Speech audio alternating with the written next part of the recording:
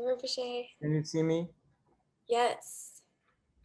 Okay. Can you see everybody? I guess so. Thank you so much for coming.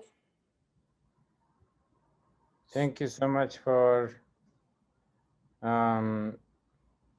bringing me to the world of this, I don't know, web, whatever. The global community of educators and parents. Oh, how many people are here? Right now, there's just 5 of us.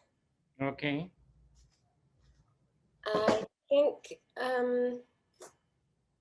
about 4 or 5 more are coming. Okay. Wait.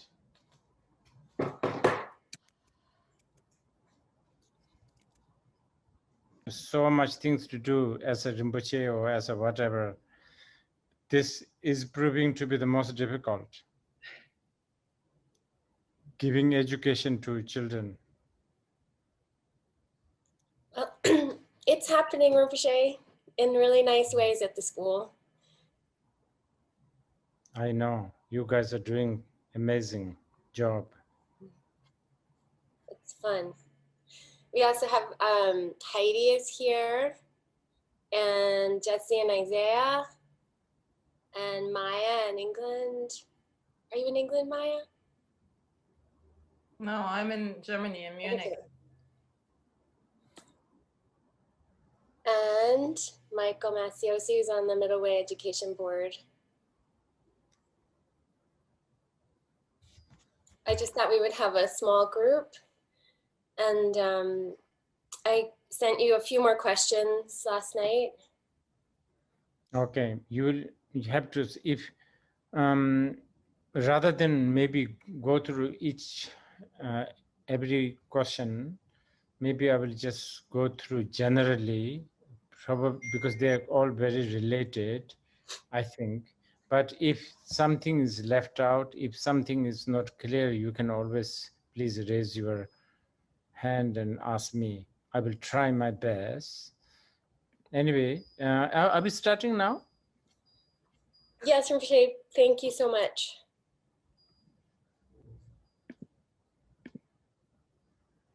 Okay.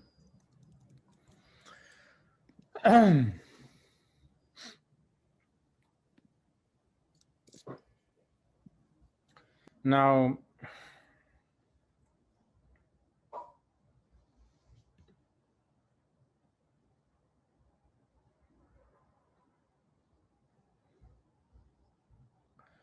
you know, more and more, I realize language,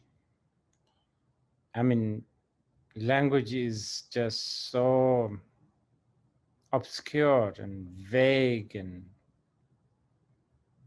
and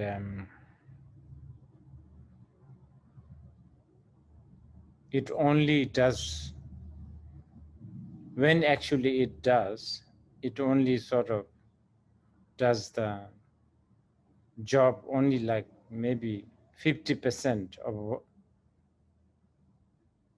what it should be doing or what it is intended. You know, like the word like harmony, it's so vague, isn't it? It can be, of course, in one sense, seeing the truth. There is no better harmony than seeing the truth. And there's no better maker of harmony than seeing the truth.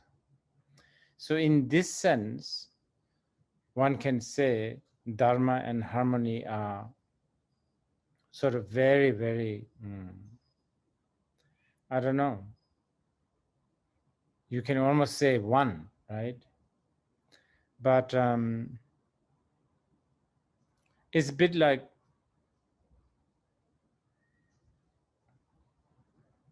within the Dharma, you will find harmony. You can, but just because things are harmonious does not necessarily mean that it is a Dharma. I'm talking as a pure Buddhist here. So those who don't know me, please, I need to tell you that I'm a Buddhist fanatic, so to speak. So I can only speak, I've been trained. I was born as a Buddhist. I was born in a Buddhist family. I practically brainwashed by Buddhists. So this is the only thing that I know of, so to speak. Dharma, Sanskrit word Dharma again is such a deep, profound. It's a term that is just almost untranslatable. By the way, I think Noah and I was talking this few months ago. I think not only in one culture, but in many cultures, we realize that there are actually many words that a certain culture have that almost cannot be translated, like in Finland, in Sweden, Norwegian. Beautiful, beautiful language, word, term that just cannot be translated. You can sort of explain it. You can sort of say Dharma is like that. Dharma is really, it's vast. But anyway, for now, Dharma is something to do with the truth and more leaning towards the ultimate truth, I would say. Now, when we talk about harmony, it may not necessarily be the truth. It may be very conventional, expedient. It may be out of necessity. It may be for a temporary, it may be means rather than end. So if you must ask this question, which one is more high, which one is higher, if you talk in terms of hierarchy, then I would say Dharma is higher. Dharma would be sitting on a higher throne than harmony, right?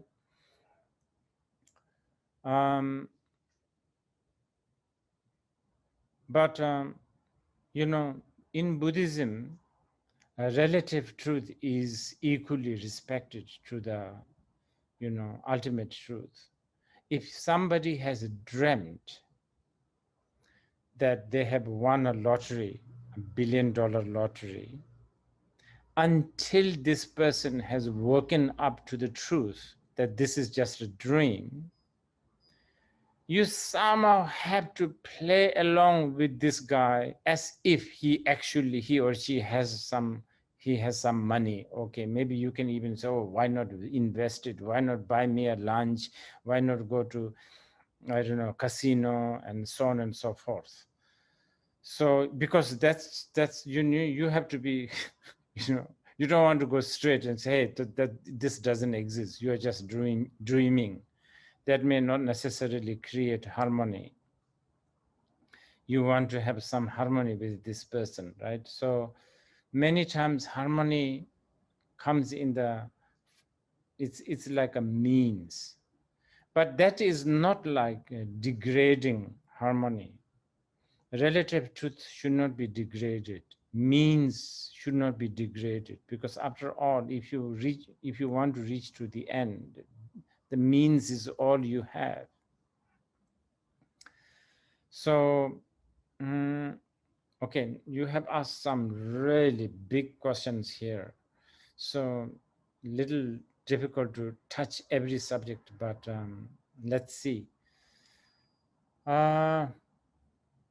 So, like,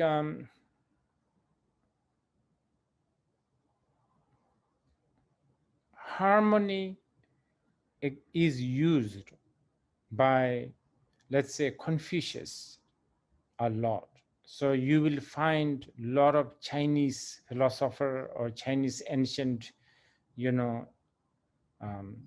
masters using the word harmony. In fact, I have heard that the Chinese are coming with a operating system called harmony very soon. So harmony is a one word the Chinese tend to use a lot. We know that this comes from a sort of Confucius sort of background. Now, okay, as a Buddhist, how would we look into this kind of harmony?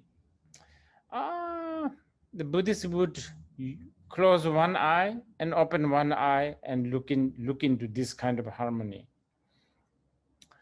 Yes, order, respect to the elders, thinking more about the, society rather than the individual. This has definitely certain value. It can keep things orderly. It can keep things harmoniously. It can keep things, save a lot of trouble, I guess, if you like.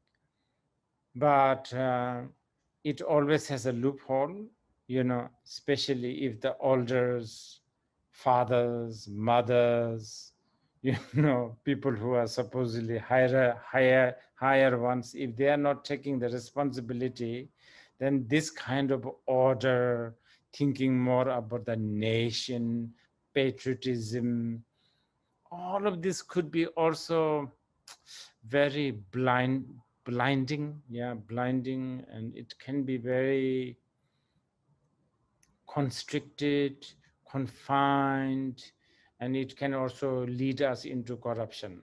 And I think we have a lot of example of that. Now, in the modern society, more like in the West, we know individualism is very much cherished. Individualism, human rights, right of speech, freedom of, expression, freedom to read, freedom to thinking, freedom of this, that. Now, this is all good, of course. How can we say it's not good? But again, as we know, that could also disrupt harmony because, if every individual who are, fighting for the individual rights, if they're all like sublime beings, then world will be perfect, but it is not. Some people want to eat your finger. Some people want to, paint your door, your rainbow like, all kinds of things. People have different kinds of, individual thinking, and it's not reducing. It's not like every individual has, and when that happens, harmony gets also disrupted. So harmony is, now if you are asking me, do we need a harmony? I think so. And if you are asking me, for someone who is trying to follow Dharma, Buddhism, then if you are asking me, how would I try to maintain harmony? I would say, okay, I would be very critical towards both camp that I was just mentioning, thinking more about the group. I think I will think about the group with a pinch of salt. And I will also think about individually, since we have already put salt in our mouth, maybe how about pinch of chili, so both chili and salt you put in the mouth and think about individualism and think about the society. This is of course difficult because we human beings are just not good at being in the middle. And I guess this is what you guys are trying to groom, a next species who will sort of, who will live with a life of a middle way. very, very big task, you know, it's a really big job, but it's a doable, it's a very doable. It's, you know, like, okay, for instance, like, okay, rationalism, right? Who doesn't want to be rational, especially after the Renaissance and rationalism, and who doesn't? But how about go a step further? How about be critical towards the rationalism also? You know, why get so blindly devoted towards the rationalism?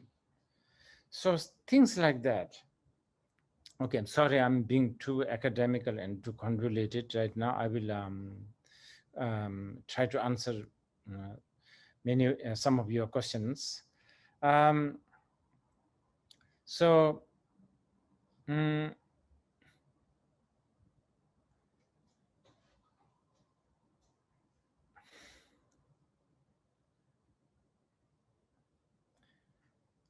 Happiness and harmony. This is a very tricky question. Very tricky.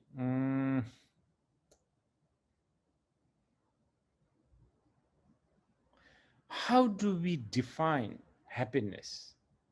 Again, if you are asking somebody like Shantadeva, a Buddhist, Rawang Thamji Devayin, Yamang Thamji Dungalin, anything that is, you know, anything that is under your control, in your control, is happiness.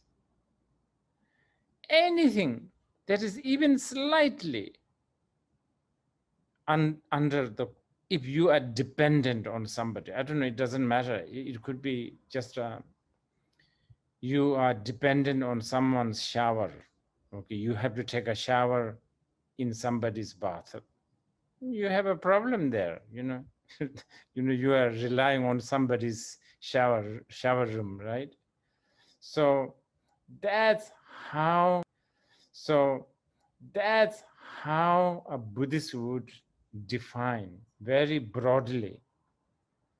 But I have to say, Buddhists are not necessarily interested in happiness anyway, because Buddhists are supposed to really, you know, try to go beyond happiness and unhappiness, or trying to question what is happiness and unhappiness anyway. But again, coming back to, you know, like, and there are some questions, maybe I should just go through that. Very practical. You have to think about the immediate situation, and then you have to also think about the long-term situation. I think it's a bit like this. You know, we go to, you know, bookshop, and then there's all these books about leadership training, management books. There's so many. I've noticed there's more and more of those books. It's really amazing that none of these books talk about you are going to die. You have not much time to lead. You know, you don't have much time to manage. You understand? It's quite amazing. It's like basically blindly telling you that you'll be a manager forever. You'll be a leader forever. And that's fundamentally going wrong, isn't it? That's how we end up becoming a bad leader, because you basically believe that you are going to be leader forever and you are going to manage things forever.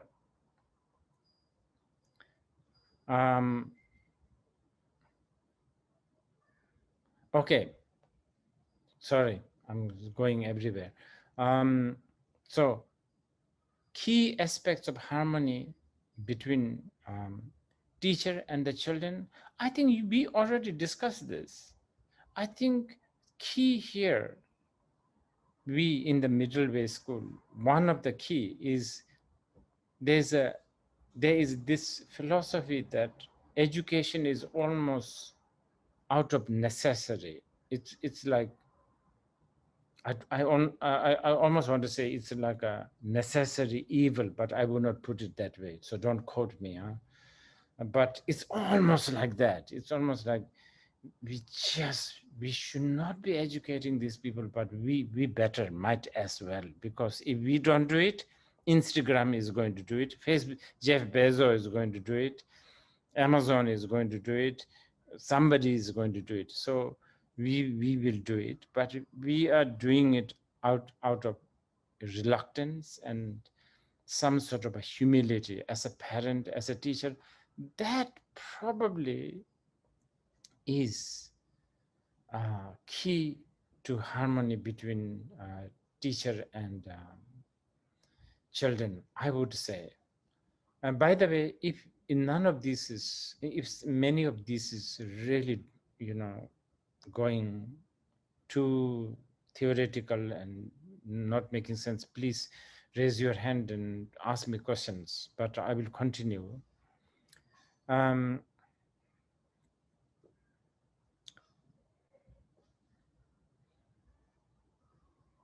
Okay, there is, I think, the mundane language is a teamwork. So there's a Buddhist anecdote, right? Story about, I think you guys are using this, elephant, monkey, rabbit, and bird. This is kind of an important story, actually. It's important for many ways. Because the fact that there are 4 animals, different animals, all together, size-wise, looking-wise, monkeys, they speak different language, they look different, their size is different, their color is different, bird flies, elephants don't, so on and so forth. This is an important one, which means that everybody has their own selfishness. Everybody thinks differently. Somebody wants to eat your finger, someone wants to paint, I don't know, something else on your window, whatever, you understand? So they're all different, but we all want to have the fruit, right? These 4 animals, they are trying to catch a fruit. This is the story. So let's do it together. Some sort of a, okay, elephant, you have a big body. Why not you just, you be the ground, you be the foundation, and so on and so forth. So I think that is quite a good story, because it's almost like we are accepting, okay, we are all different, but we can do something together. That story would not have worked if 4 animals are all monkeys.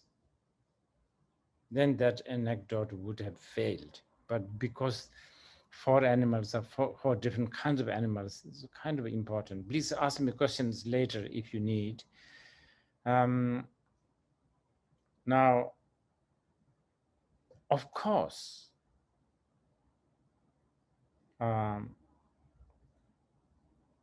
if you are going to talk about non-duality level, then that we are talking about the highest level of harmony. But by then, I don't know whether we will even be using the word harmony, because moment you talk about harmony, you are already assuming there are 2 contradictions, there are 2 contradictory or competitive nature, or 2 different kinds of things. So, but on the other hand, when you can dismantle the very idea of difference, like notion of duality, then of course there is the real peace. And if you are using the word harmony in the sense of peace, yes, then that is the real harmony.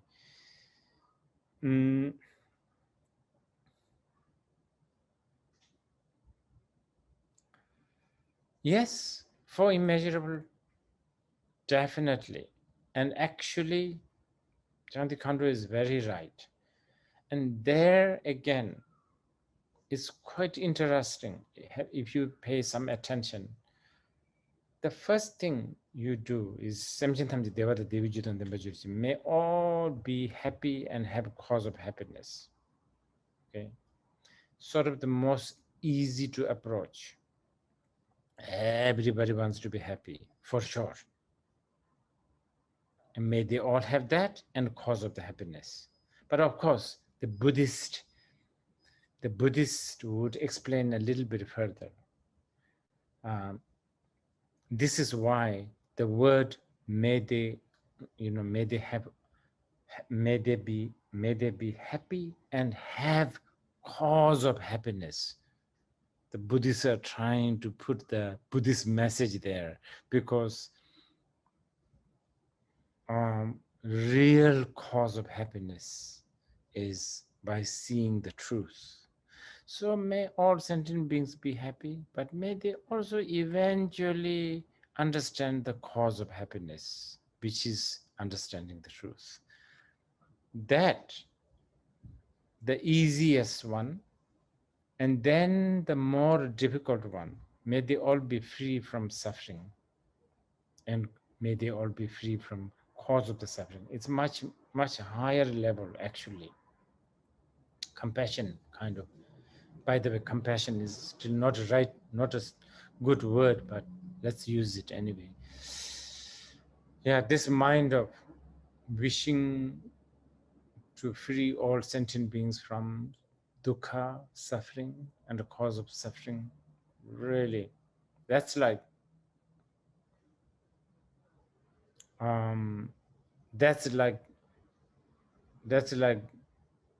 departing from minding your own business much more. May all be happy and have cause of happiness. Yeah, you are becoming a little bit busybody, but may all be free from suffering and be free from cause of suffering. Much more difficult. And then the third one, may they never separate from the joy of not having suffering. That's like going against the envy and jealousy, much more difficult. And then yes, the equanimity, I think one would say this is probably a very good door to understand practice or put the harmony into practice.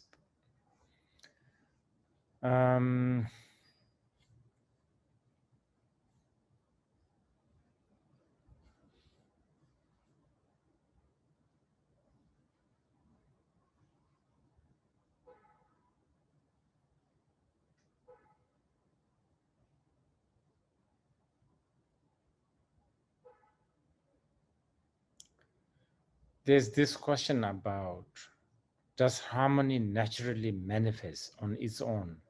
In what ways? In the natural world, in human relationship, in all phenomena?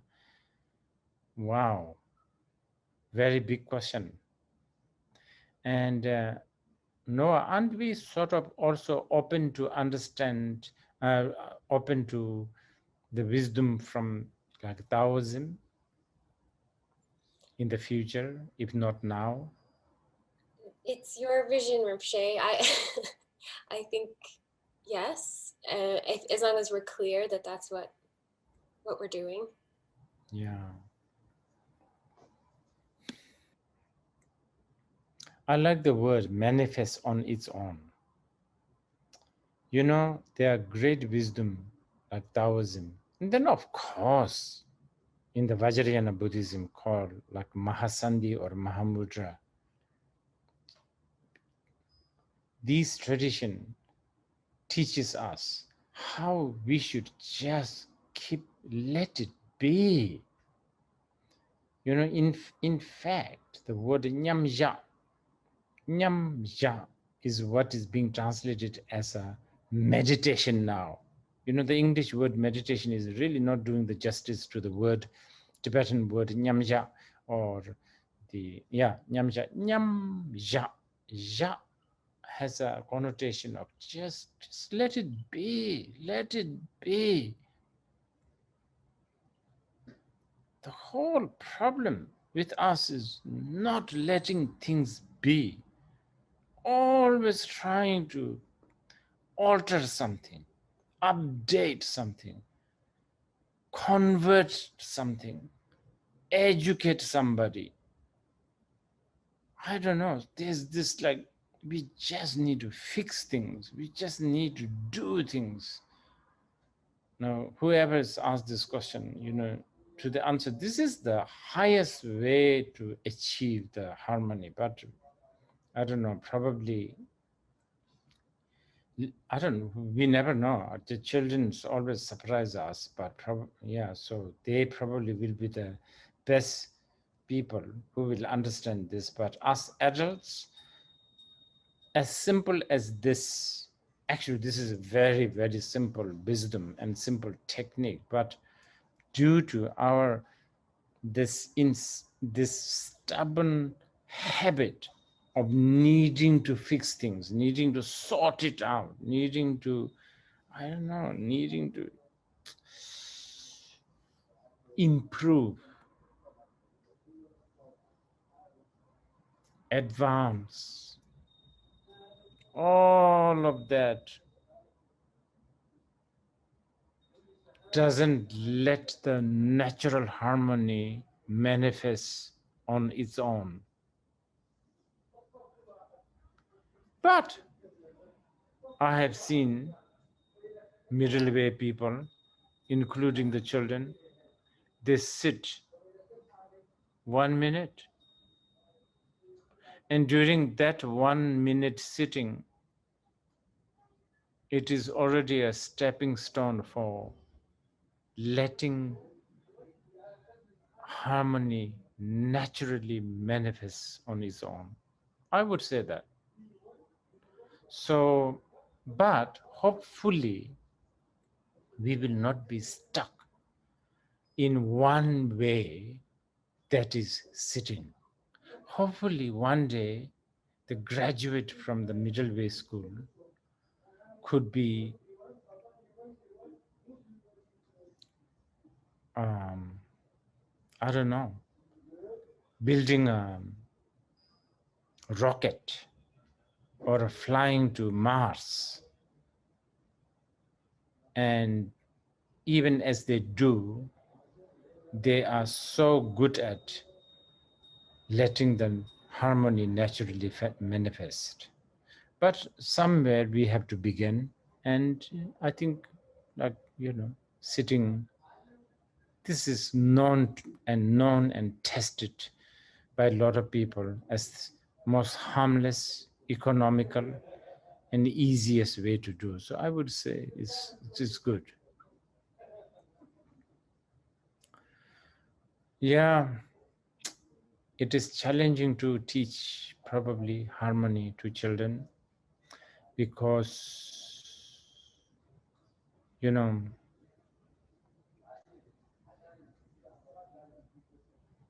the environment that we live is always ringing the bell of competition. I don't know. Competition. That's how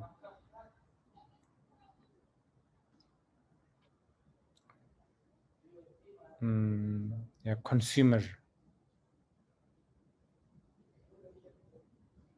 Basically, middle way school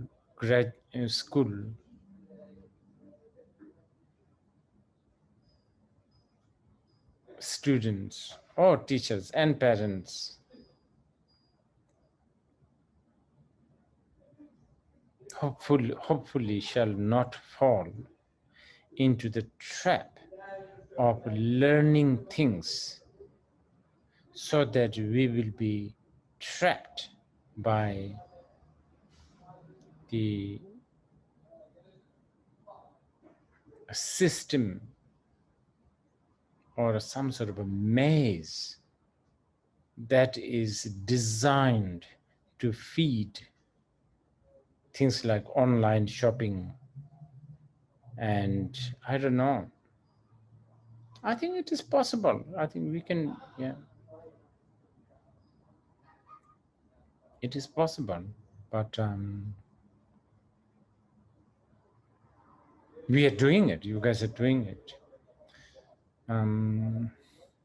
Otherwise, yeah, we get trapped.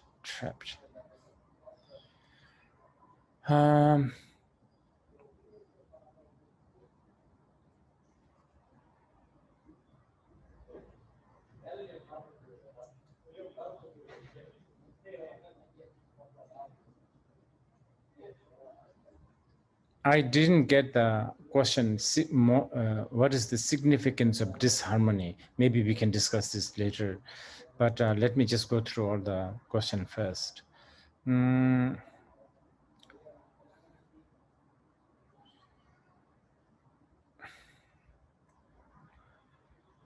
Modern parents definitely, I think, is going to struggle with harmony, not just the environment, but I don't know, for some reason, even chemically,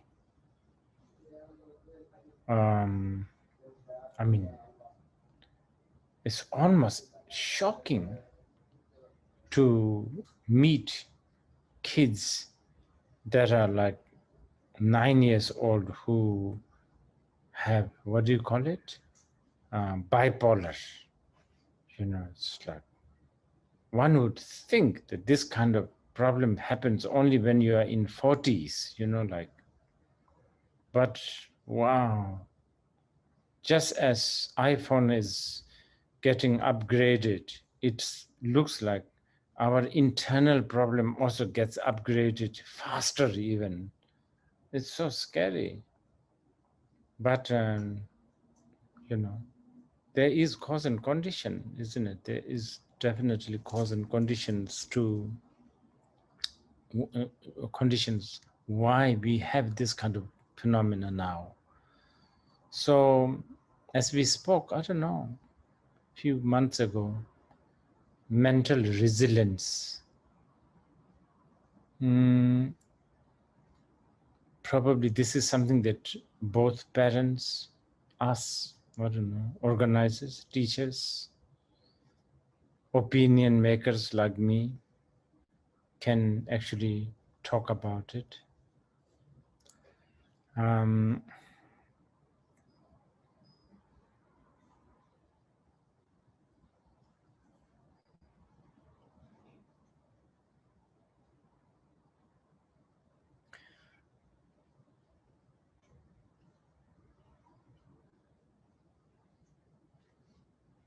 And there are some questions. To these questions, I can only say this. There's our head. You know, we talk about this is how your head thinks, and there's your heart. And sometimes they contradict. Your heart says this, but your head thinks something, but your heart feels something. But there's something else, the third factor. Again, I'm talking as a Buddhist now. People seem to only think about head and heart, but there's something else, the third one, called karma, which is really annoying. What to do? And yes, many times you may have beings, kids, adults, who seem to be innately disharmonious. Yeah. Well, as a Buddhist, I could think of is do prayers and And then this may sound very superstitious and this may sound very unscientific for some of you, but actually to me it's very scientific. Prayers, longing, wishing, all these are a game changer, you know. They create atmosphere. They actually manipulate chemicals. I'm sure if a bunch of teachers who are facing with seemingly innately disharmonious kids constantly, you know, wish for, I don't know, peace and harmonious growth of a kid, that classroom will have a certain energy. This I believe, but I know I'm talking almost like a new age person here, but you know, it's intention is powerful. Intention is very powerful. Now, harmony connected to morality. Yes. Now this is where we will have to be a little dangerous. I mean, this is where we need to be little, as a Buddhist, I will have to say this. Morality is never on the driver's seat in the Buddhist world. If there's a van, driver's seat should be occupied by the wisdom. Compassion should be next to the driver. Morality sits behind in the luggage room, you understand? In the, what do you call it? I forgot now. So, yeah, there are societies, there are parents, or there are, you know, culture that thinks that morality, ethic, discipline is a key to harmony. Yes, to a certain extent, but I think we need to watch, because their morality, righteousness, wow, very, very dangerous, you know, those.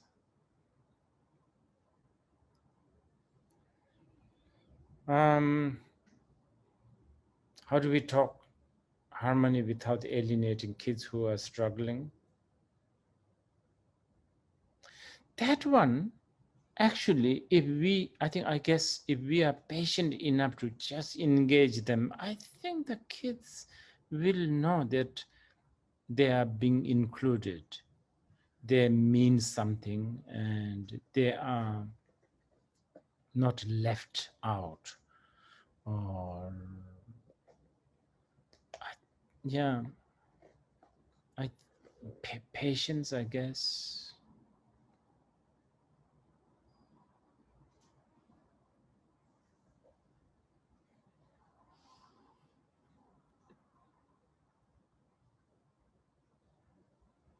Okay, I will let you ask questions now.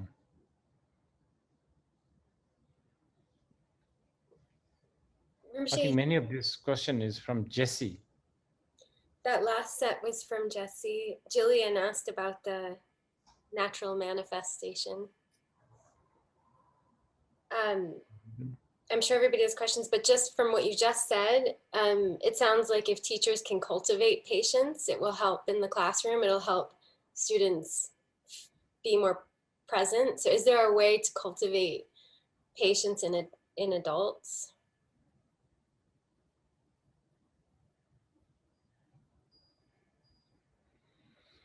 I guess so. I will tell you what I do, and this is kind of sounding pathetic, but actually it works.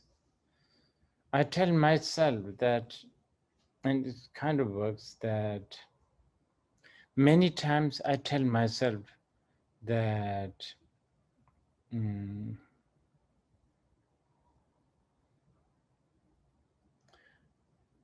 not everything has to work according to my standard or my interpretation of now this is correct. You understand?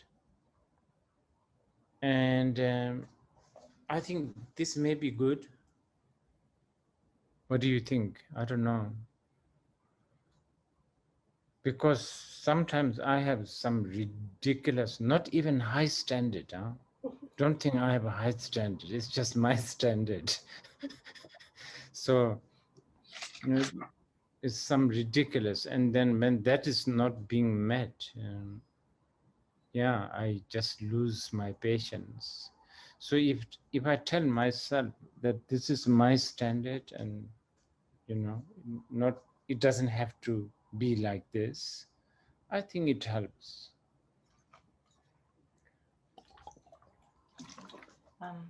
I have this word in the mind all the time with this going with the flow, especially when educating kids of different ages. Because the more concepts I have as a mother, the more quarrels I encounter, and the more openness I develop in the moment, knowing it'll pass and it'll change also. Right. The most harmonious it can be, even if the situation is awkward, even if it's, I don't know, it can be very, very ugly, but it doesn't matter. If it'll pass and it happens. This Yes. flow is very helpful. Very good. Yeah, well, I think I have a very stupid question, since you guys all live in most of you anyway, some of you, New York. Is there a governing body of United Nations people who are like a think tank, who really is actually powerful, who will actually do something, who are now actually planning the next generation's education? Is there such thing? No, Rinpoche. Do you think they would consider? Education, I've said this before, is the most dogmatic area. People are more fractured and more dug in about how they think education should look than in any religion, I find.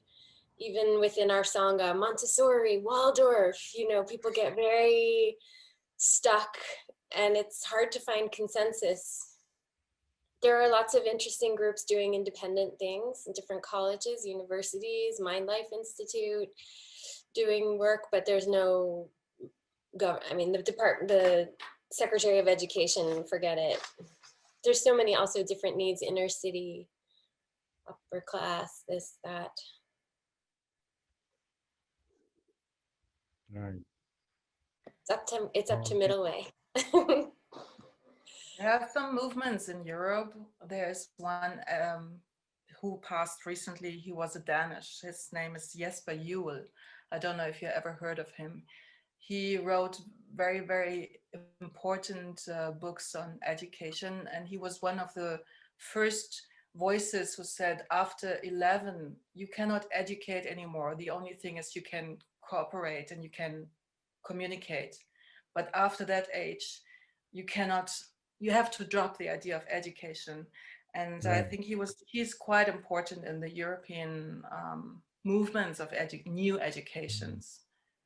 Quite heard also. Yes, I would think that Europeans have done a good job in the past, no? Like really revolutionizing some of the way that education. Is it like, are there more revolutionary thing happening in the West? I mean, in Europe? I'm hearing a lot of good things about Finland, no? Isn't there? Yeah, Finland is quite advanced. Each country is very different. France just really pushes those kids hard. And Finland has this great system. And then Germany has this other system. And England has another system.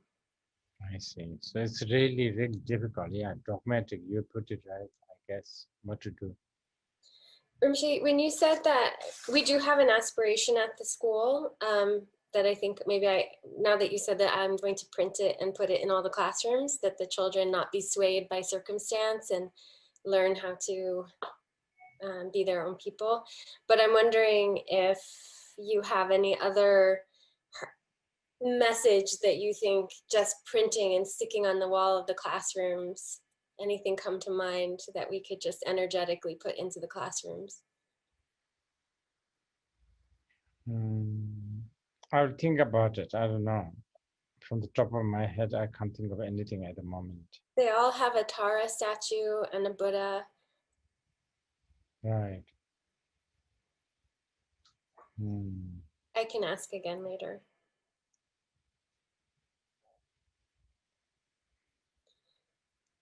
You know, Tibetan have this idea in this, sort of, I don't know, but sometimes Tibetan, what do you call it, analogies are slightly scientifically backward, They have this analogy called silkworm. Silkworm, supposedly silkworm is the thread is their own saliva or something. Is it true? It's part of them, yes. Yeah. Yeah.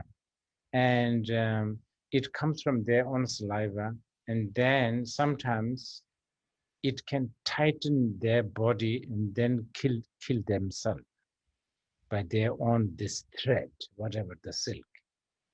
I don't know. Okay, anyway, you got the picture. Anyway, what we don't want is our own education system is like this silk thread that we make with our saliva, which tighten us and kill ourselves, isn't it? That's what we don't want. The education system or whatever we are offering should really do the other way around, actually, if possible. Right now, what is being offered in the normal education seems to be doing this, the silkworm example, because as you grow up, then you actually learn to really want this, do this, compete this, get entangled with that. So you become more and more of a slave of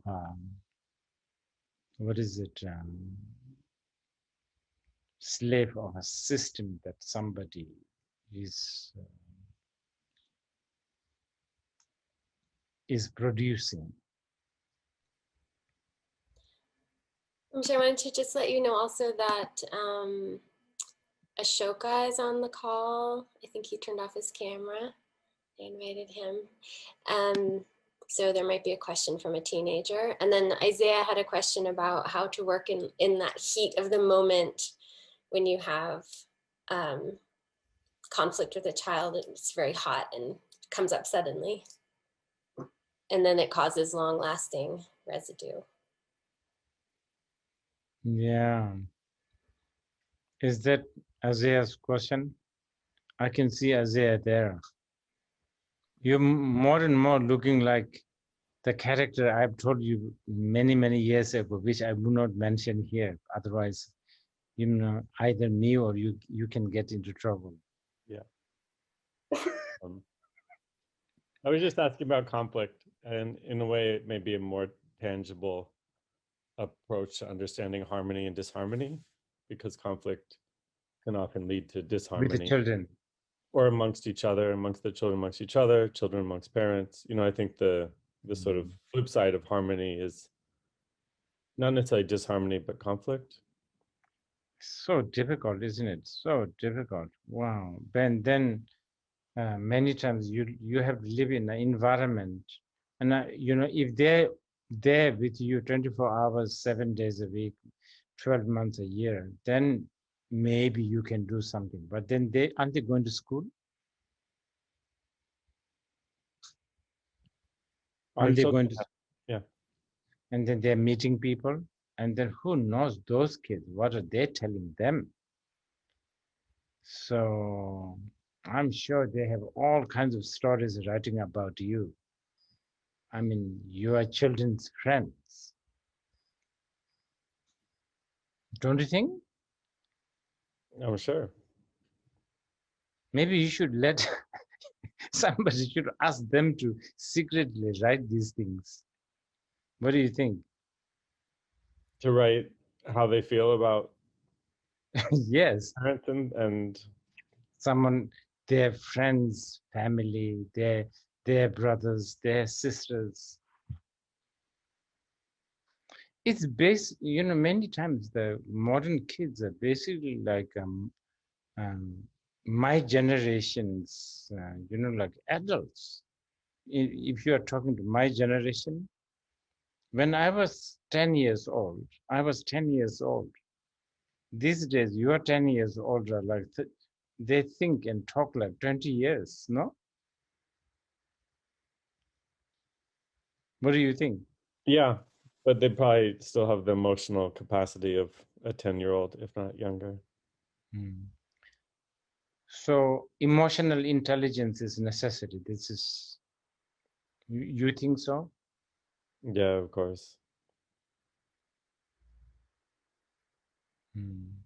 This is going to be even more difficult because people are now using emoji to communicate. Now we need to wear mask because of COVID. So we don't even know who is smiling or not.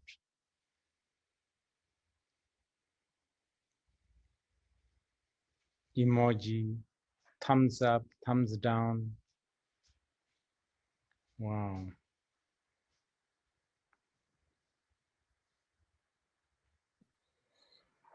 Rinpoche, Yeah.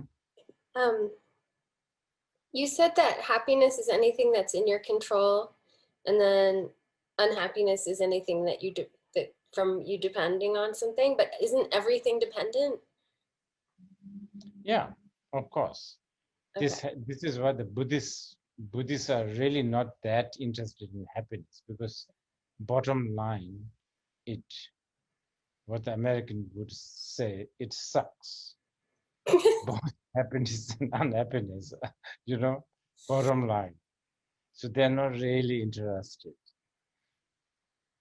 I do think that we're trying to approach it how you were describing with the non-duality. Like we're trying to approach it at the school that things are going to come and go up and down, and you don't grasp at high and lows. You're going to hit them and go down and not aspire for the highs, and just kind of learn how to surf Okay. those things. I don't know how to teach that. And I also really don't know how to even teach the 4 immeasurables to a 7-year-old. Maybe for the non-duality, I think using the English expression that appearance is deceiving. Do you think you can play along that line? Our school song is all about that. So it's the Diamond Sutra put to. Right. So yeah. that may be the best way. Appearance is deceiving. What you see is not what it is. You understand what I mean? Mhm. But somewhere along the line, you should also make sure that the students don't disrespect what you see. Because when we say what you see is not what it is, immediately it seems to create some sort of a hierarchy that what it is higher than what you see. That's not what the Buddhists are saying. What you see is very important, but it is not what you see is not what it is. That you need to know. That one we need to somehow explain. Luckily, children love rainbows, so that. Yes.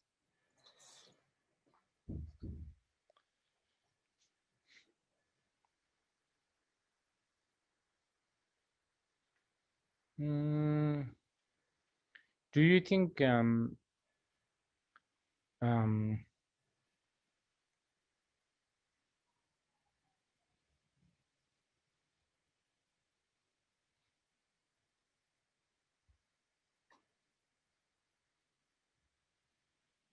But I'm still thinking about the disharmony, sort of almost like an innate disharmonious, I don't know, student or kids.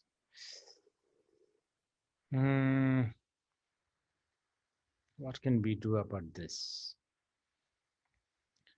Let me think about this a little bit more. I think that's quite an important. I'm sure there's something we can do.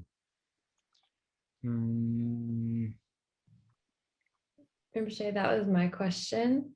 And I guess I just feel like with kids who have these diagnoses, like ADHD and dyslexia, where the only tools that we have are tools used to kind of force them to belong in this society, to fit in, to function, so sometimes it's just really frustrating as a parent when you kind of can see who they are and there just doesn't seem to be like a great place for them. I know, yeah, to fit in. Wow, this is the thing. This is what I was talking about, the United Nations thing. If fit in, yeah, fit in. This is one word that we need to underline. Fit in. And also left out, right? Another one is not letting them.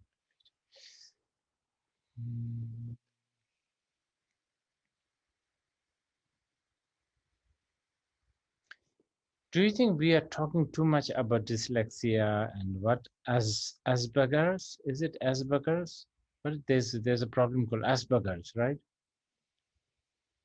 Do you think we are talking too much about these things, so therefore they're more evident or they're more up there in front of us? Because do you think there's too much experts talking about it, like in the televisions and in the books, and maybe do I sound like Donald Trump, who says don't test, more you test you will find more COVID? Rinpoche, I feel that it's been very beneficial for the kids. We're getting a lot of kids evaluated. And if you can, I hear what Jesse's saying, and I don't know if the protocols that happen afterwards are necessarily correct, but knowing certain differences that they might have early, the earlier you know, the more support you can give them and not expect them to get along in the normal ways. I don't know what to do when someone has something that really differentiates, when it becomes disruptive and disharmonious in the classroom. If you're a teacher with 12 students and there's one who's just running in circles and screaming because they have a sensory issue, the teacher can't teach the other 11 children.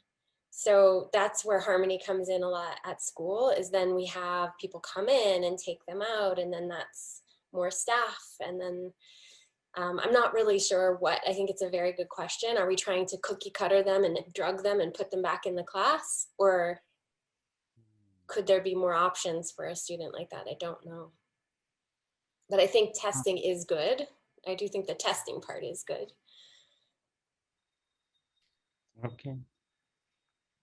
I'm learning from this. It's quite amazing that we are talking like that.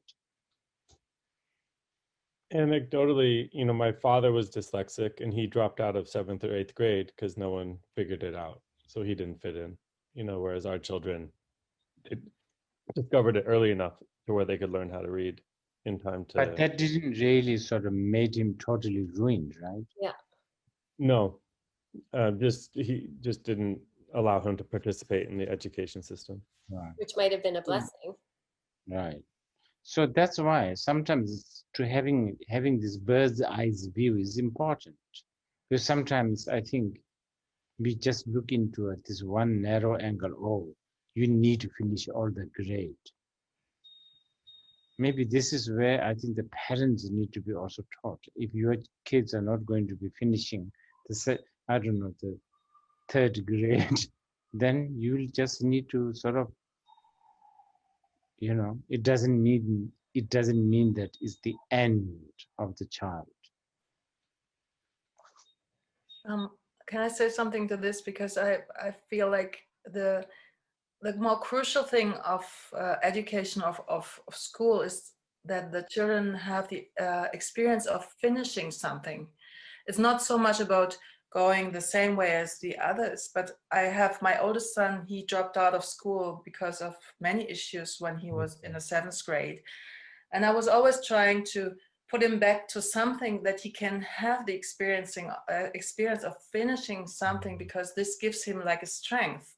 It can be anything. He could also do like climbing a mountain and coming back and having this experience. Yes, of course. But I think this has to be so much broader than only this one way, one pathway. This is so important. Of course, of course, of course. Yeah. So that's just an, bird's eyes view, like different graduation, right? We are talking about. Rinpoche, you asked earlier about the United Nations and this movements in the world that are, is there anything? And I'm aware that UNESCO, which is part of the United Nations, has a working group on social emotional learning. But the problem is they're not very powerful or influential.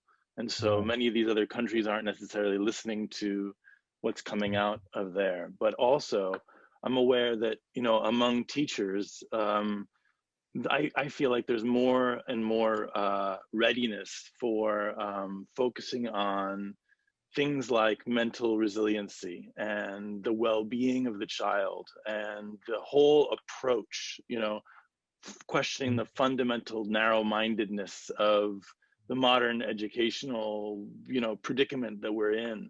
And a lot of this, is really coming out of the frustrations that have arisen during the pandemic and the much higher levels of stress that our students are experiencing, and the frustration that teachers have trying to, balance academic standards with just taking care of the kids and making sure that they're okay. So I feel like there's a lot of readiness right now, this really kind of a dissatisfaction with the way things are, and a feeling like we have no choice but to focus on the essence of caring for children. And with that in mind, I think about what middle way school is doing is being so special, and really looking for what's essential about what it is that we can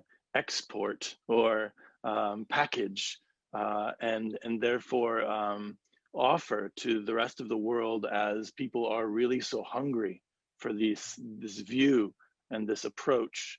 And so I'm not sure how to bring it to a simple question, but these are things that I'm reflecting on as I know that the world is, there's a lot of excitement right now about social emotional learning, and people are really ready because our students are not thriving. A lot of them are traumatized by this disconnection from each other.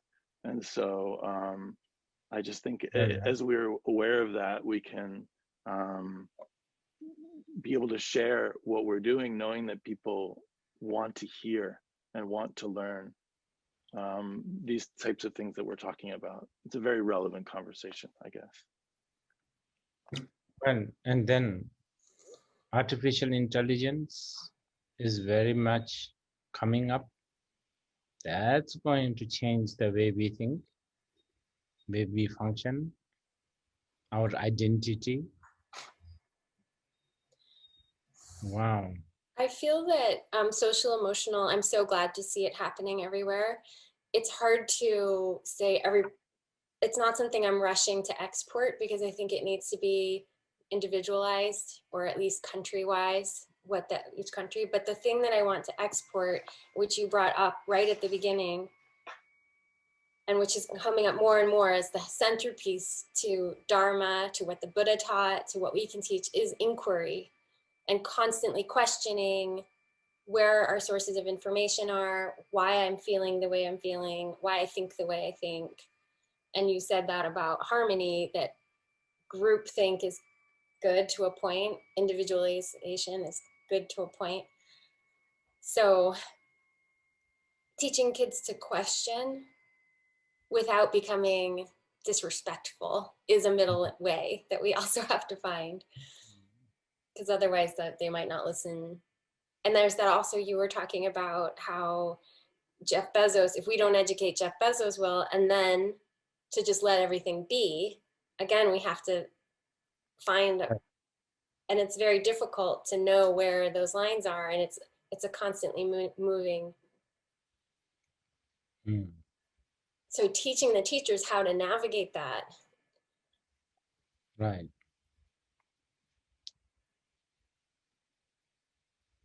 Please, Rinpoche, tell all your students to become teachers. Please, please, please. We need more teachers. People who are practitioners, who study and practice. We're so lucky to have Jillian with us. There are very few teachers who, and you know that Michael's a teacher, but very few practitioner teachers. Okay. That's it. Everybody can unmute yourselves. Thank you so much, Rinpoche. This is so helpful. Thank you. Thank you. Rinpoche. Thank you, Rinpoche. Thank you. So much. Hello. There's Magada. Thank you.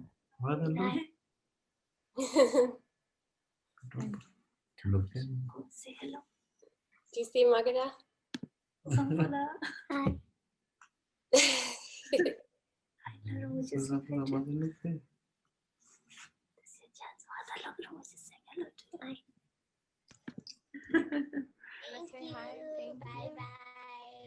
Oh, it's Kevin. Kevin goes to our school.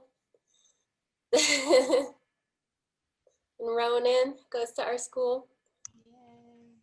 Yay.